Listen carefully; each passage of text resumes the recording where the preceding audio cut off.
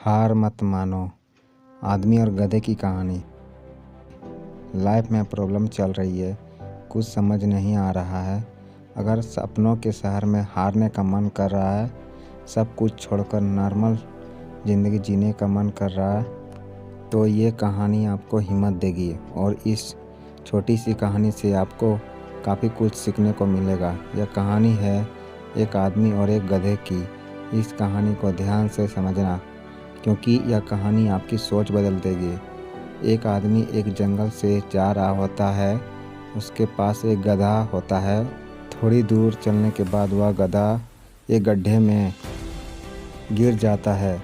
वह गधा काफ़ी कोशिश करता है उस गड्ढे से बाहर निकलने की, लेकिन काफ़ी मेहनत के बाद वह गधा उस गड्ढे से बाहर निकल ही नहीं पा रहा होता है।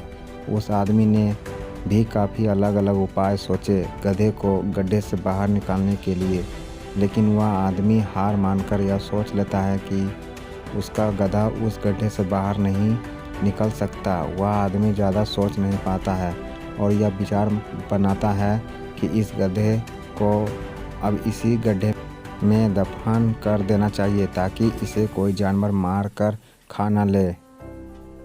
आदमी को थोड़ी ही दूर मिट्टी का एक ढेर दिखाई देता है।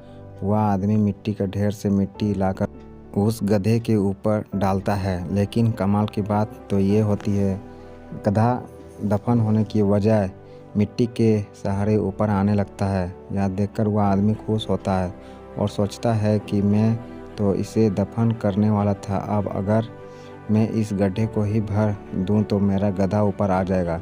इसी प्रकार वह आदमी उस गड्ढे में मिट्टी डालता है और गधा ऊपर आ जाता है। दोस्तों, इसी तरह जब हमारे जीवन में भी कई दिक्कत या परेशानी आती है, तो उसे हम सिर्फ अपने दिमाग में ही सोचते रहते हैं कि इस प्रॉब्लम को हम कैसे सॉल्व करें, और दिमाग में ही सोच लेते हैं कि अब ये प्रॉब्लम सॉल्व नहीं होगा और उसे छोड़ देते हैं। हमें उस प्रॉब्लम के लिए एक्शन लेना होगा, और जब हम उसे एक्चुअल में करने जाएंगे तो हमें और भी सारे आइडियाज़ आने लगेंगे कि कैसे करें, और वह एकदम आसानी से हो जाएगा।